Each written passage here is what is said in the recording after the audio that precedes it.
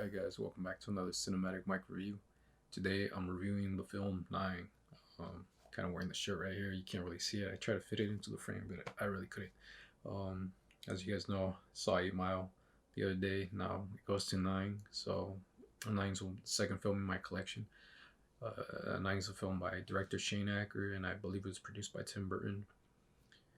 It's a cool animated film that I actually enjoy watching all the time. And from just finishing watching it, I still love the images of the thing. I think I got the full screen, which makes it even better. I mean, for the animation, I prefer widescreen most of the time, but the full screen to this animation because you get to see the whole view of the world that they're in. So it's pretty cool. Just keeping my eyes glued to the screen and watching all that. This animation is really impressive because of all the detail to it. Like the dolls have like all these like really good detail to it, which I really enjoyed.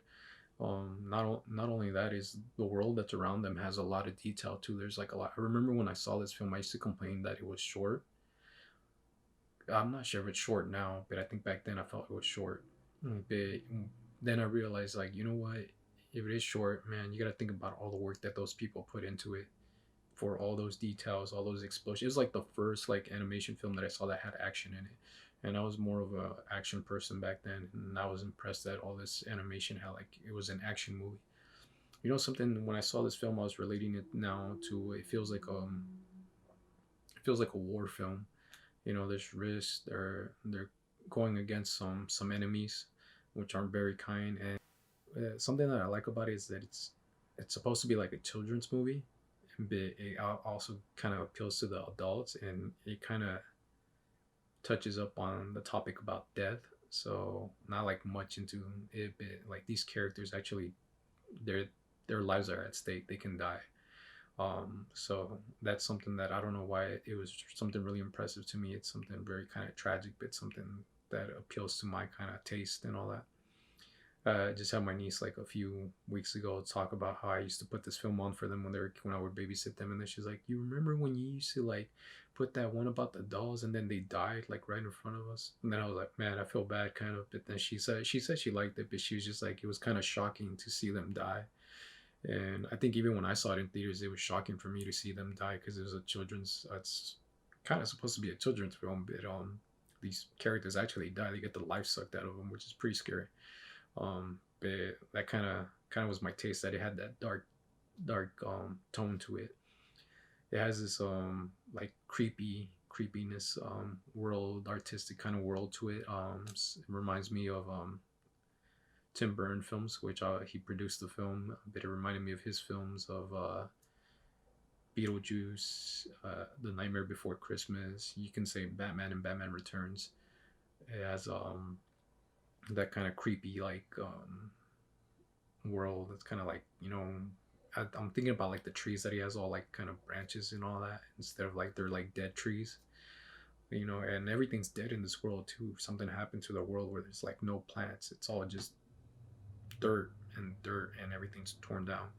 So that's something that's really that helps me enjoy it more. You know, it also it also reminds me of a video game that I used to play. I think the video game was called Medieval or Medieval. It was this guy with a skeleton, and he had like this long sword, and I think he was from like the 1700s or 1800s, and and it had that whole creepy vibe. I didn't think about that back then, but when I was watching it today, I think I was looking at eight, the character of eight, and he kind of has like I don't know, he kind of resembled kind of his face to me. You know, I love the characters. I love the look of the characters. It's cool. One of the things that impressed me too when I saw the trailer was the voice cast, which was the thing that already sent me. Oh, I'm definitely gonna go watch that in the theater when it comes out. Which was like Christopher Plummer, Jennifer Connelly, Elijah Wood, John C. Riley, Crispin Glover. Those are big names and cool names. I mean, I'm a fan of John C. Riley and Crispin Glover, which those guys are amazing. Same thing with Elijah Wood, but Crispin Glover and John C. Riley, those guys are like legends. It was cool. Last year I got to see. I found Crispin Glover at a premiere, um, and I got to take a picture with him. I didn't get to talk to him much, but he was grateful enough to let me take a picture with him, which was pretty awesome because he's a favorite actor of mine. So that the characters that they play, I like the style, the little kind of they separate them. So I like the little characteristics that they gave them. You know, you got one who's like kind of an older wise man. Well, he's not really wise because he's just in fear most of the time and hiding. He doesn't want to fight. He feels like it's better to survive by hiding most of the time. Three and four are kind of these characters that are kind of they store like knowledge, I believe, and all that. Five is cool. He only has like one eye, which is cool because it's from like I think the short film. Six is Crispin Glover, who I really love that they give him like the stripes, the black and white stripes, like some kind of prison suit, and his wild hair, because he looks kind of creepy, and it kind of goes with who Crispin Glover is, and the characters he plays are most of the times kind of these creepy characters. Seven, Jennifer Connelly. She has the I don't know what you call it, some thing that Ray uses. I forgot what you call it. Uh, and then eight, the big guy. He's a cool one. He's one of my favorites. The big guy, eight. And then obviously you got nine, nine, the main character. One thing I couldn't say about this film that I noticed, that part didn't notice back then, is that it kind of goes into the cliche of the whole technology is going to take over the world and be our demise. So it's kind of something that's been played already so many times in films and all that. And come to think of it, now that I watch it again, I think if they would have paid more attention in the story, they could have done something better. Like they already did good because it's well, like I told you, it feels like a war film. You know, they kind of went into this cliche, but then again, I let it have a pass, as I said, because it's a children's film, so they're not gonna go that deep into it probably. So it's a pass from that. I still enjoy it, but yeah, I noticed those little flaws in it. The animation, as I said, is freaking impressive. I love that look of it. I was always hoping for a sequel, which I don't know if they're ever gonna do it or not. I'm hoping for sequels for many things that were good, and they never happened. But this was one of them. I always wanted to see what a sequel would be like. One thing that I did find out when I saw this film years ago was that it started off from a short film. I've seen the short film a few times already, and I just saw it again because I saw that it was in the bonus features.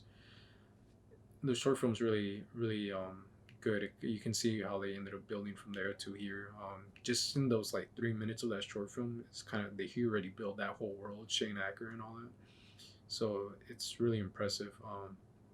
I think they have like 5 and 7 kind of a mix of each other in that one, which is pretty cool. And it's kind of it's still dark because you kind of feel bad for nine because in the short film he ends up just alone.